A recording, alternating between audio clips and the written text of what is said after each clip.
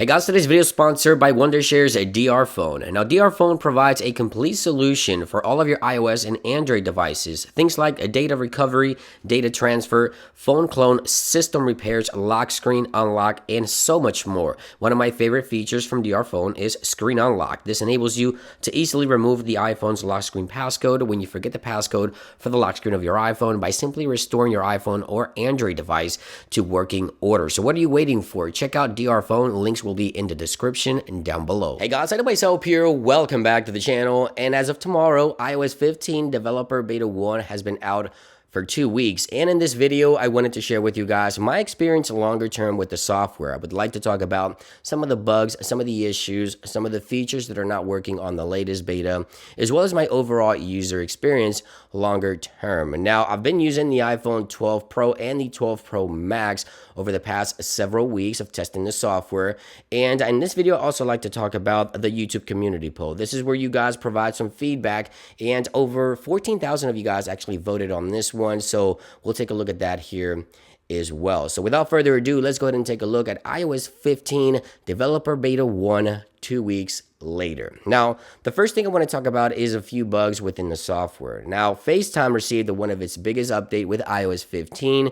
We have the share play, we have the screen sharing, we have links, we have UI changes, just so much happening within Facetime. However, I have noticed that some Facetime devices are not working properly when you go to make a Facetime call. So on the iPhone 12 Pro and the 12 Pro Max, when I go to make a Facetime call from an iOS 15 to another iOS 15 device, I've encountered freezing on that Facetime call. However, when I call someone with an iOS 14 device and I'm running iOS 15 on my device, everything goes according to plan. So the software works as intended. I'm not sure if that is software related, compatibility issue within the latest beta, but yeah, it happens from iOS 15 to iOS 14 where the Facetime call just simply doesn't work. The menu, the UI just freezes entirely and I can't see the person on the other end. Now, one thing I do want to mention is that FaceTime features are not completely here just yet. Screen sharing isn't here. I can't really share my screen with anyone. The options appear when I make a FaceTime call, but they don't work. Now, also share play, where you can watch a movie or TV show or video with someone while you're on a group FaceTime call, isn't working properly or isn't enabled yet with Beta 1. Now, I do want to emphasize that this is Beta 1, so that is expected behavior. Obviously, Apple will continue to build upon the software to make it more sturdy, enable more features, and make everything work as intended, hopefully, by the time of the official release. Now, one of the biggest concerns for some users on the latest beta is Wi-Fi and cell connection issues. Now, I've encountered this myself where the Wi-Fi just disconnects entirely. Even though it says that it's connected to Wi-Fi, I've encountered some issues with Wi-Fi network connections on the latest iOS 15 Beta 1. And again, that is entirely normal. Some of the software just isn't complete here just yet. Some things still need to be worked on. And Wi-Fi continues to be an issue. It just disconnects randomly. You can just be connected, browsing the web, watching video, and it stops working. So many users have reported that. I've encountered that myself. The same thing happens with the actual cell connection as well on iOS 15. Keep in mind, again, iPhone 12 Pro and 12 Pro Max have been the devices that I've been testing for the most part every day on iOS 15.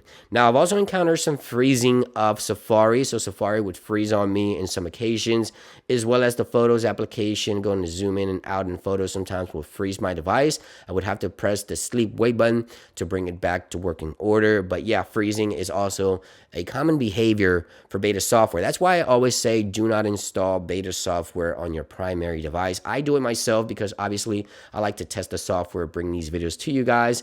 And yeah, those are some of the things that I've encountered that are minor bugs that are expected within the software when it comes to beta. Now, there's also something a little more serious that I've encountered over the past 3 days of using Beta 1 on both my iPhone 12 Pro Max and the iPhone 12 Pro.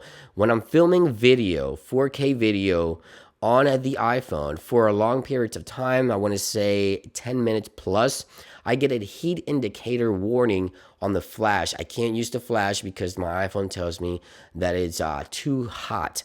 Now, I've also noticed that the iPhone in some cases also overheats the iPhone itself. So it would actually give me the temperature warning and I can't use my iPhone. I would actually have my iPhone sitting somewhere else where it would cool down in order to use it again. And now, again, I haven't encountered this on other devices with iOS 14. I am encountering this with iOS 15 beta 1. Again, filming video on iPhone 12 and 12 Pro Max on the latest iOS 15. Let me know if you encounter any heat warning or issues with your iPhone in any case or any scenario when using iOS 15. I would like to hear from you in those comments down below. Now let's go ahead and take a quick look at iOS 15 YouTube community poll, because on this one, obviously, I asked, how is iOS 15 developer beta 1 working for you? And over 14,000 of you guys have voted.